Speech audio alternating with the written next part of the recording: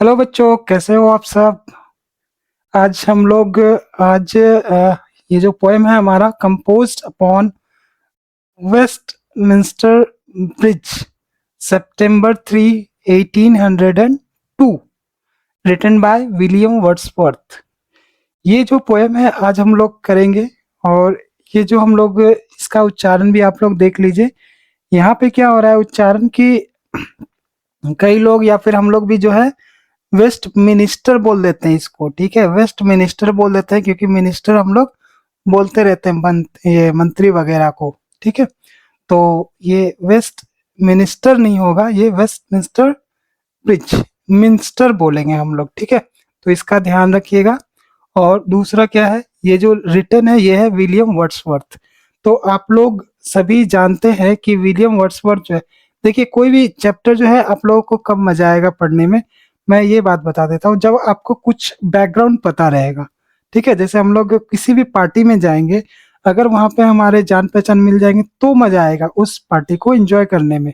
ठीक है, लेकिन अगर हमारे पास कोई भी जान पहचान नहीं रहा तो हमें मजा नहीं आएगा उस पार्टी में। ठीक है, हम लोग क्या करेंगे, बोरिंग सा फील करेंगे। उस पार्टी में जाके हम लोग को क्या होगा, बोरिंग सा फील होगा। तो इसलिए हम लोग क्या करेंगे, जो भी चैप्टर पढ़ेंगे उसका एक थोड़ा सा बैकग्राउंड समझेंगे, तब जाके हम लोग को चैप्टर पढ़ने में मजा आएगा। ठीक है, तो ये जो चैप्टर है हम लोगों का, ये हम लोग थोड़ा सा बैकग्राउंड थोड़ा सा हम लोग जानेंगे, उसके बाद हम लोग क्या करेंगे, इसको पढ़ेंगे। ठीक है, तो हम लोग सबसे पहले जानते हैं इस पोएट के बारे में। ये सभी लोग जो है मतलब इसके बारे में जानते हैं थोड़ा बहुत। विलियम वर्ड्सवर्थ, ये जो है नेचर के पोएट माने जाते हैं। ठीक है, मतलब इनके पोएम्स में क्या देखेंगे हम लोग, नेचर की जो ब्यूटी है, ठीक है, प्रकृति की जो ब्यूटी है, सुंदरता है, वो इसमें वर्णन हमेशा देखा जाता है। ठीक है, मतलब जैसे हम लोग कहीं से भी गुजरेंगे, किसी भी खेत में, किसी भी ब्रिज में, या फिर कहीं भी किसी भी पेड़ को देख लेंगे तो हमें वो चीजें दिखाई नहीं देंगी जो इनको दिखाई देती थी, क्योंकि इनका नजरिया ही अलग होता है। ठीक है, जैसे अगर हम लोग ये एक एपीजे अब्दुल कलाम का जो मतलब एग्जाम्पल था कि ये जो है, एक गिलास हम लोग लेते हैं, इसमें पानी आधा भरा हुआ है। ठीक है, ये इतना पानी भरा हुआ है, कई लोग बोलते हैं कि हाँ इतना पानी भरा हुआ है, कई लोग बोलते हैं इसमें आधा ग्लास खाली है, आधा ग्लास खाली है, कोई बोलता है आधा ग्लास भरा हुआ है। तो कोई बोल रहा है कि आधा भरा हुआ है फील है, और कोई बोल रहा है पूरा जो है भरा हुआ नहीं है।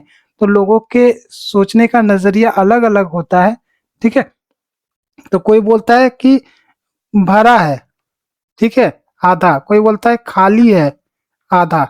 और जो थर्ड पर्सन है, अगर कोई, उसका भी अगर नजरिया अलग रहा तो वो बोलेगा पूरा का पूरा ग्लास ही भरा हुआ है। कैसे, आधा पानी से और आधा हवा से। ठीक है, तो यहाँ पर हम लोग एग्जाम्पल देख के समझते हैं कि सोचने का नजरिया सबका अलग अलग होता है। तो उसी तरह अगर हम लोग विलियम वर्ड्सवर्थ की चर्चा करें या फिर इनकी बात करें, तो ये जो पोएट है वो नेचर के पोएट माने जाते हैं।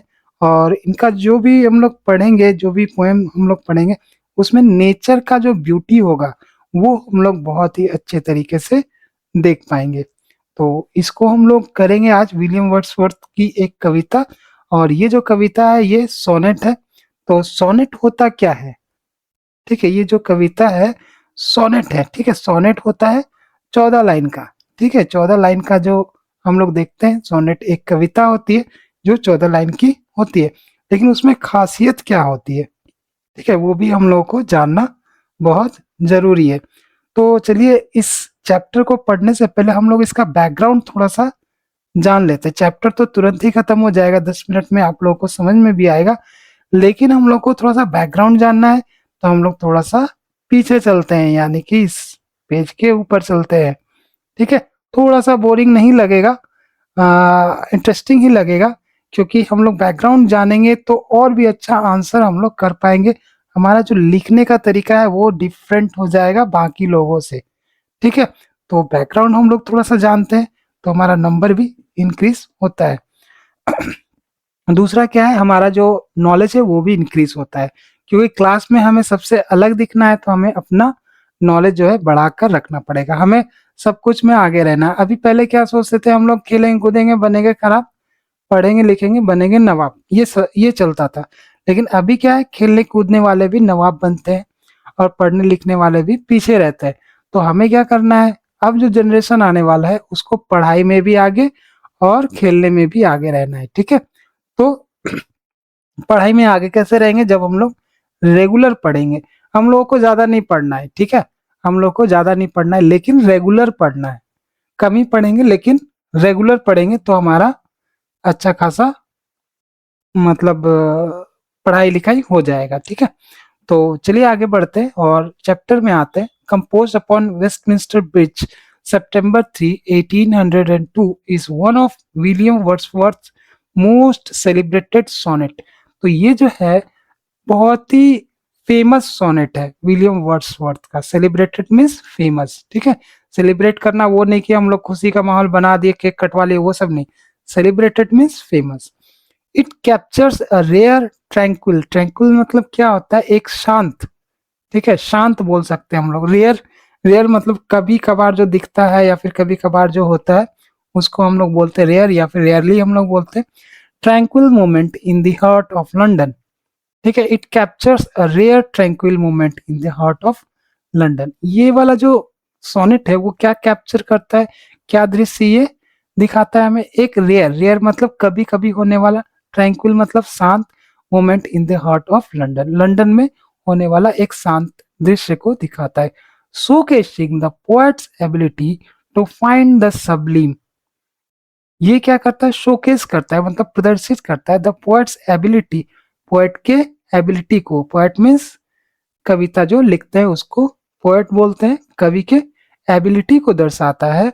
टू फाइंड द सबलिम, वो प्रभावशाली या फिर भव्य को पाने के लिए उस पोएट के एबिलिटी को दर्शाता है। इन दी मंडेन, मंडेन मीन्स लौकिक, ठीक है। मतलब इस लोक में जो प्रभावशाली दृश्य हमें देखने को मिलता है उसको दिखाने वाले कौन है, पोएट है, ठीक है। और उनकी एबिलिटी के बदौलत ही हम लोग ये चीज देख पा रहे हैं। नहीं तो वो तो कई लोग वहां से गुजरते हैं, जैसे हम लोग हावड़ा ब्रिज में गुजरते हैं, लेकिन कई लोग जो है गुजरते तो है, पर डे कम से कम लाखों लोग उस ब्रिज से गुजरते हैं, उस ब्रिज को पार करते हैं, लेकिन कोई भी उस पे पोएम नहीं लिखता, कोई भी उसकी ब्यूटी को एक्सप्रेस नहीं करता, ठीक है।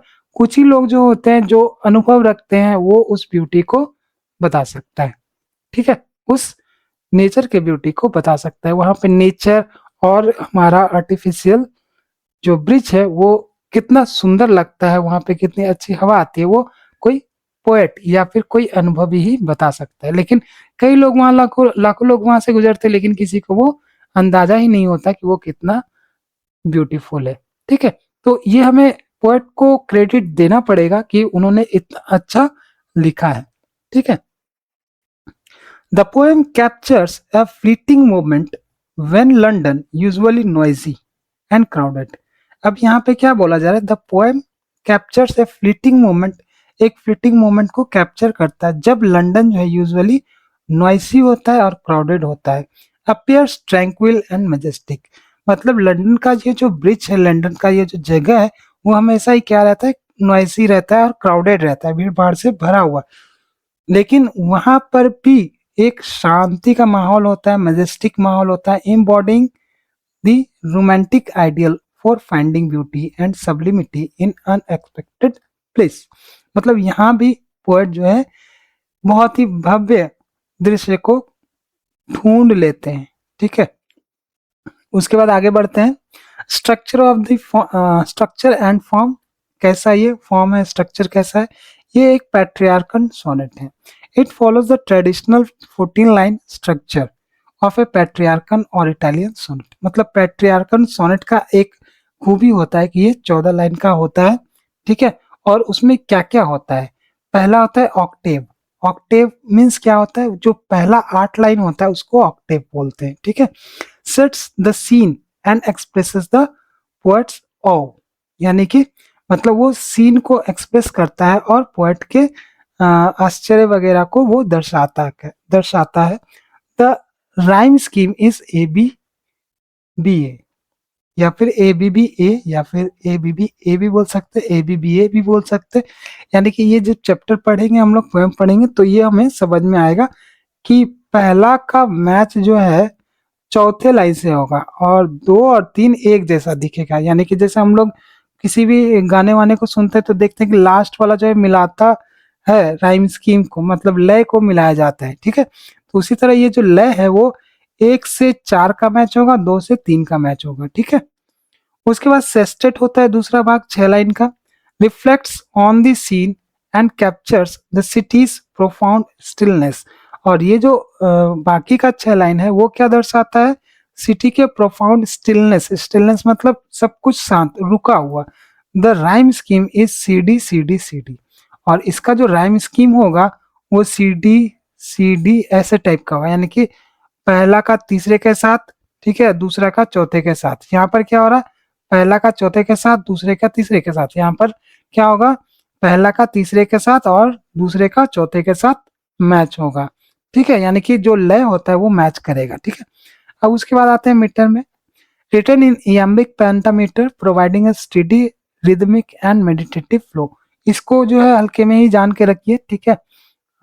उसके बाद मेजर थीम्स क्या है, nature and the urban landscape. Wordsworth एक quintessential nature poet finds beauty in an industrial city. इन्होंने जो है इंडस्ट्रियल सिटी में भी एक ब्यूटी को ढूंढ निकाला। ही argues that the city when untouched by the noise of human activity possesses a natural majestic quality। और ये बताते हैं कि जब ये इस सिटी में नॉइस नहीं होता, जब वो ह्यूमन एक्टिविटी से विहीन होता है, ठीक है, तब वो क्या होता है, possesses a natural majestic quality. तब इसमें क्या होता है, नेचुरल मैजेस्टिक क्वालिटी होता है। जैसे हम लोग एक समय के लिए, जब हम लोग कोरोना के टाइम में फंसे हुए थे, तो अगर कोई हावड़ा ब्रिज में खड़े होके देखता तो उसमें अलग ही ब्यूटी दिखाई देती। लेकिन अभी अगर हम लोग देखेंगे तो चौबीसों घंटे जो है हावड़ा ब्रिज में कोई ना कोई आता जाता रहता है, भीड़ भाड़ लगा रहता है, तो वो ब्यूटी हम लोग को दिखता नहीं, वो स्टिलनेस नहीं दिखता। अगर वो वहां पे कोई नहीं, कोई भी आना जाना न करे, तो बहुत ही अच्छा वो माहौल लगेगा, हवाएं अच्छी लगेगी, तो ये सब लगेगा। उसके बाद आते हैं हम लोग सबलिम स्टिलनेस, मतलब बहुत ही, मतलब चरम पे जो उसके स्टिलनेस था, मतलब शांत स्थिर बोल सकते हैं स्टिलनेस को। The poem highlights the beauty of silence. ये जो पोएम है वो क्या हाईलाइट करता है, ब्यूटी ऑफ साइलेंस को हाईलाइट करता है। By capturing London at dawn before the work day begins, he reveals a rare smokeless tranquility that makes the city seem harmonious with nature। अब यहाँ पे क्या बोला जा रहा है, the poem highlights the beauty of silence. ये जो पोएम है वो साइलेंस की ब्यूटी को हाईलाइट करता है, यानी कि उजागर करता है। By capturing London at dawn, मतलब डाउन के समय, डाउन मीन्स क्या होता है, सुबह सुबह एकदम, नहीं, हाँ, सुबह सुबह जो है उसको हम लोग बोलते हैं जब क्या बोलते हैं, सूर्योदय का टाइम होता है, ठीक है। जब हम लोग इसको हिंदी में क्या बोल सकते हैं, गोधूली बेला बोलते हैं शायद, ठीक है। इसको क्या बोलते हैं, गोधूली बेला, ठीक है। 1 मिनट, ठीक है। तो ये डाउन का क्या अर्थ होता है कि जब हम लोग गोधूली, गोधूली बोल रहा हूँ मैं, गलत बोल दिया, गोधूली शाम को बोलते हैं जब गाय वापस आती है, ठीक है। तो ये जो डाउन है, ये डाउन का मतलब होता है एकदम सुबह का समय, जब सूर्य जो है येलो येलो दिखता है, उसको हम लोग बोलते हैं डाउन, ठीक है। गाड़ी का नाम भी है हीरो का एक, ठीक है, सिटी डॉन आता था। By capturing London at dawn before the work day begins, जब काम का दिन शुरू होता है। He reveals a rare smokeless tranquility that makes the city seem harmonious with nature।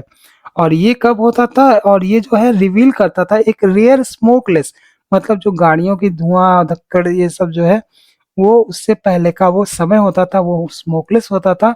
और ये ट्रैंक्विलिटी भी बताता है, ठीक है, शांत माहौल को बताता है। That makes the city seem harmonious with nature. जब जो ये सिटी है वो नेचर के साथ एक हारमोनियस, मतलब दोनों में ताल मिला के चलना जो है हारमोनियस बोला जाता है। एकदम शांत, एक नेचर और एक सिटी का तालमेल एकदम ही अच्छा है, एकदम शांत है। Emotional oh, the poem is direct expression of intense personal feeling. ये जो पोएम है वो पर्सनल फीलिंग से मतलब पर्सनल सी फीलिंग को ये एक्सप्रेस करता है। द स्पीकर इज ओवरवेल्म्ड, मतलब बहुत ही उत्सुक है, by the spectacle, famously declaring that a person who could pass by such a sight without being moved is डल।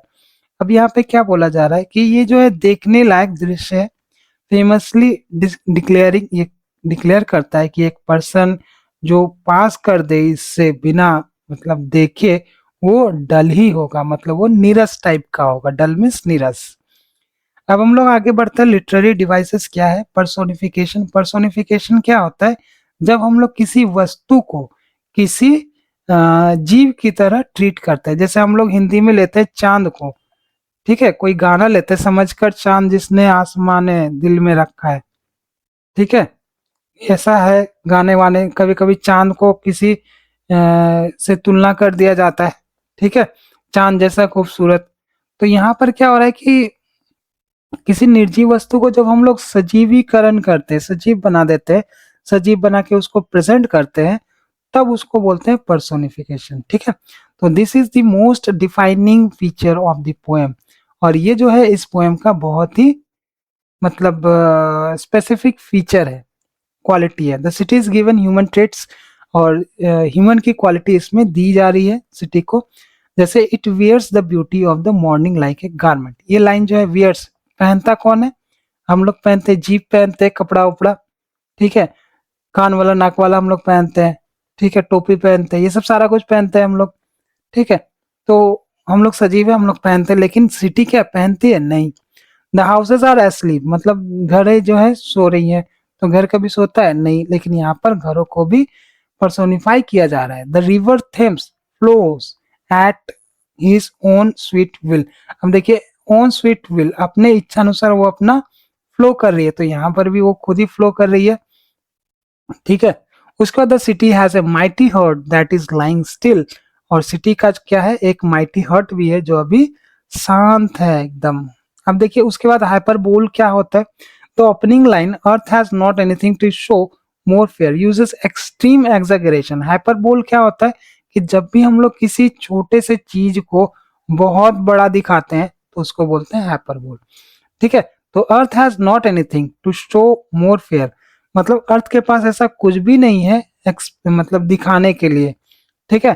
तो ऐसा तो नहीं है, अर्थ के पास बहुत सारा चीज है दिखाने के लिए, लेकिन यहाँ पे जो वो दिखाना चाहते हैं पोएट, वो दिखाने के लिए वो क्या बोल रहे हैं कि अर्थ के पास ऐसा कुछ नहीं दिखाने के लिए, इससे ज्यादा जो ब्यूटीफुल हो, ठीक है। तो यहीं पे हम लोग देखने की वो बहुत ही ज्यादा तारीफें करे। जैसे हम लोग को किसी का फेवर पाना होता है तो हम लोग क्या करते हैं? तारीफें करते हैं, ठीक है। तो वैसे यहाँ पर हाइपरबोल का एग्जाम्पल भी है। The opening line, Earth has not anything to show more fair, uses extreme exaggeration to emphasize that the view from the bridge is superior to any natural landscape, such as valleys, rocks or hills। ठीक है, तो यहाँ पर क्या बोला जा रहा है कि यूजेस एक्सट्रीम एग्जेगरेशन, बहुत ज्यादा बढ़ा चढ़ा के एम्फेसाइज किया जा रहा है, जोर दिया जा रहा है, that the view from the bridge, कि जो ब्रिज का व्यू है is superior to any other natural landscape, मतलब दूसरे लैंडस्केप जो प्राकृतिक दृश्य है उससे भी ज्यादा ये अट्रैक्टिव है, मनमोहक है, ये सब सारा बोला जा रहा है। और वो अदर जो लैंडस्केप कौन कौन है? वैलीज है, रॉक्स है और हिल्स है। मतलब वो अलग अलग जो दृश्य है वो कौन कौन से हैं? वैलीज भी हो सकते हैं, रॉक्स भी हो सकते हैं और हिल्स भी हो सकते हैं। उसके बाद इमेजरी में आते हैं। इमेजरी में क्या बोला जा रहा है? The poet uses clear painterly imagery, ships, towers, domes, theater, temples to build a visual masterpiece that feels bright and cleansed by the first splendor of the morning sun। अब देखिए यहाँ पर क्या बोला जा रहा है, जो पोएट है वो बहुत सारा इमेजरी भी बना रहे। एक तो शिप का, टावर का, मतलब जैसे हम लोग पढ़ेंगे कविता तो हम लोग के दिमाग में वो बनता जाएगा। जैसे हम लोग कभी ये प्रेमचंद की कहानियां अगर पढ़ेंगे तो हमारे दिमाग में इमेजेस बनते जाएंगे, ठीक है। जो बूढ़ी काकी पढ़ेंगे या फिर पूस की रात पढ़ेंगे, कोई भी पढ़ लेंगे हम लोग, तो हमारे दिमाग में क्या होगा, वैसा वैसा इमेज बनता जाएगा। ठीक है, तो उसी तरह यहाँ पर भी इमेज उन्होंने बनाया है पोयम के माध्यम से। तो चलिए अब हम लोग आते हैं सीधे पोयम में। पोयम हमारे सामने है और ये क्या कह रहा है हम लोग लाइन बाय लाइन देखेंगे और इसको करेंगे। ठीक है, earth has not anything to show more fair, मतलब पृथ्वी के पास दिखाने के लिए इससे अधिक सुंदर कुछ भी नहीं, मतलब पृथ्वी के पास इससे ज्यादा दिखाने के लिए सुंदर चीज है ही नहीं। ठीक है, डल, डल मीन्स नीरस, जिसको हम लोग बोल सकते हैं। डल वुड ही बी, वो इंसान निरस होगा। ऑफ सोल, आत्मा से, उसका आत्मा ही नहीं होगा। ठीक है, मतलब उसको अनुभव करने का एक्सपीरियंस ही नहीं होगा। हु कुड पास बाय, जो गुजर जाए। A sight so touching in its majesty, ठीक है, मतलब इससे अधिक सुंदर पृथ्वी के पास और कुछ नहीं होगा। और वो इंसान जो बिना ध्यान दिए इधर से गुजर जाए, वो क्या होगा, एक नीरस इंसान होगा। ठीक है, वो क्या होगा, एक नीरस इंसान होगा। तो यहाँ पर वो पोएट बोल रहे हैं कि पहला जो लाइन है हमारा, क्या बोला जा रहा है कि अर्थ के पास ऐसा कुछ नहीं है इसे सुंदर दिखाने के लिए। और दूसरे लाइन में वो क्या बोल रहे हैं कि ये जो है उसके, मतलब जो व्यक्ति यहाँ से बिना कुछ नोटिस किए गुजर जाए, वो बिल्कुल नीरस होगा, डल होगा। ठीक है, दूसरा देखिए राइम स्कीम, यहाँ पर फेयर है और यहाँ पे वेयर है, और यहाँ पे बाय है और यहाँ पे मेजेस्टी। ठीक है, तो टी वाई बी वाई, तो यहाँ पर क्या हो रहा है, मैंने बोला था एक और चार का और दो और तीन का ऑक्टेव में, और सेस्टेड में एक से आगे बढ़ेंगे तो देखेंगे। चलिए आगे बढ़ते हैं। उसके बाद क्या बोल रहा है, a sight so touching in its majesty. ठीक है, इसका, इसकी जो भव्यता है वो बहुत ही ज्यादा हृदय ग्राही है या फिर हृदय स्पर्शी है। मतलब ये जो साइट है हार्ट टचिंग है। इन इट्स मेजेस्टी, मतलब इसकी जो सुंदरता है, भव्यता है, उसके कारण जो है ये जो साइट है वो बहुत ही ज्यादा हार्ट टचिंग है। जैसे हम बोलते हैं ना हार्ट टचिंग गाना है, उसी तरह ये जो साइट है वो हार्ट टचिंग है। क्यों? क्योंकि इसके मेजेस्टी के कारण, इसकी भव्यता के कारण। मेजेस्टी मीन्स भव्यता। This city now doth, doth means क्या होता है, डज। ठीक है, ये ओल्ड इंग्लिश है। जैसे हम लोग संस्कृत पढ़ते हैं, संस्कृत के बहुत सारे वर्ड हिंदी में आते हैं। ठीक है, तो उसी तरह जो ओल्ड इंग्लिश है उसके बहुत सारे वर्ड जो है उस समय लिखा जाता था, जो हम लोग अभी नहीं जानते। ठीक है, तो doth means does. This city now does like a garment wear, और ऐसा फील हो रहा है कि ये जो सिटी है, ये जो सिटी है ये एक वस्त्र की तरह कुछ धारण किए हुए है। ठीक है, यानी कि ये जो सुंदरता है वो सुंदरता ये सिटी जो है ओढ़े हुए है। ठीक है, मतलब ये जो सिटी है एक सुंदरता ओढ़े हुए। सुबह सुबह का समय है, शांत है माहौल, तो इसकी जो सुंदरता है जो है इस सिटी को ढके हुए है। ठीक है, उसके बाद देखिए the beauty of the morning silent bare, जो मॉर्निंग का जो ब्यूटी है, सुबह का यह जो सौंदर्य है वो क्या है, एकदम साइलेंट है और बेयर है, अनावृत बोल सकते हैं हम लोग। अनावृत मतलब जिसके ऊपर कोई भी कवर न चढ़ा हो। जैसे क्या होगा, हम लोग अगर दिल्ली में जाएंगे, मुंबई में जाएंगे तो देखेंगे बादल के ऊपर हम लोग को तारा नहीं दिखाई देगा। बहुत सारे तारे जो हमें दिखाई नहीं देंगे, लेकिन अगर गांव इलाके में जाएंगे तो हमें आकाश में बहुत सारे तारे दिखाई देंगे। इसका अर्थ ये है कि जो मेजर सिटीज है वो क्या हो गया है, पॉल्यूशन से ढक गया है, चादर ओढ़े हुए वो पॉल्यूशन का। ठीक है, पॉल्यूशन से वो ढका हुआ है। लेकिन यहाँ पर क्या हो रहा है, इसका जो ब्यूटी है मॉर्निंग का वो एकदम साइलेंट है और बेयर है, मतलब उसमें कुछ भी ढका हुआ नहीं है। ठीक, कुछ भी धुआं नहीं है। उसके बाद ships, towers, domes, theatres and temples lie. यहाँ पर क्या बोला जा रहा है, शिप यानी कि जहाज, टावर्स मीन्स मीनारे, गुंबद, और थिएटर्स, थिएटर मतलब हम लोग जानते हैं जहाँ पे नाटक वगैरह होते हैं, और मंदिर यहाँ पे स्थित है। लाई मीन्स स्थित होना, रहना। ठीक है, यहाँ पर क्या क्या है, शिप भी है, टावर भी है, डोम्स भी है, और थिएटर्स भी है, और टेम्पल्स भी है। Open unto the fields and to the sky। इसका अर्थ क्या है? मैदानों से लेकर खुले आकाश तक, मतलब open unto the field, field से लेकर स्काई तक जो है, all bright and glittering in the smokeless air. ये सभी क्या है? धुएं से मुक्त इस ताजी हवा में सब उज्जवल और चमक रहे हैं। मतलब स्काई तक अगर हम लोग देखेंगे और फील्ड तक भी देखेंगे, ऑल सभी लोग जो है ब्राइट है और ग्लिटरिंग भी है और स्मोकलेस एयर भी है। ठीक है, और स्मोकलेस एयर में क्या हो रहा है? सब कुछ ग्लिटर कर रहा है। जैसे हम लोग देखेंगे कि दिल्ली में हमें तारे नहीं दिखाई देंगे। ठीक है, चांद तो दिख जाएगा क्योंकि वो सामने, लेकिन तारे नहीं दिखाई देंगे। लेकिन अगर हम लोग किसी गांव में चले जाएंगे, विलेज में चले जाएंगे, वहां हमें तारे भी दिखाई देंगे। कोलकाता में भी जाएंगे तो हमें नहीं दिखेगा, क्योंकि वहां पे इतना सारा प्रदूषण हो गया है कि वो सब ढक जाता है। उसके बाद आगे बढ़ते हैं, never did sun more beautifully steep. इसका अर्थ क्या है? सूरज ने अपनी प्रथम आभा भी जो है दे दिए। कहाँ पे दे दिए? इन his first splendour valley, rock और हिल। तो यहाँ पर क्या बोला है? घाटी, चट्टान या पहाड़ी को भी जो है इससे अधिक सुंदरता से कभी नहीं नहलाया गया। Never did sun more beautifully steep, मतलब स्टिप मीन्स क्या हो सकता है कि मतलब देना, एक तरह से चढ़ाना। ठीक है, सूर्य ने क्या किया है? अपनी जो किरण जो है वो पूरी पृथ्वी पे चढ़ा दी है, और उसमें जो है बहुत ही अच्छा स्प्लेंडर लग रहा है। Splendor means Bhavya. In is first Splendor, मतलब उसके कहने का क्या अर्थ है? First Splendor means first light. First light से उसने वैली को भी ढक दिया है, रॉक को भी ढक नहीं दिया है, एक तरह से चढ़ा दिया है। ठीक है, और हिल पर भी अपना जो लाइट है उसको चढ़ा दिया है। ठीक है, उसके बाद देखिए यहाँ पर NE' दिया हुआ है। इसका अर्थ होता है, आप लोग भी नोट कर लीजिएगा, नेवर। ठीक है, नेवर। नेवर सो आई, मतलब मैंने कभी ऐसा नहीं देखा। नेवर फेल्ट, ना तो मैंने ऐसा अनुभव किया। एक काम सो डीप, मतलब इतना गहरा शांति सा माहौल जो है मैंने कभी भी अनुभव नहीं किया, कभी भी देखा नहीं इतना शांत माहौल। ठीक है,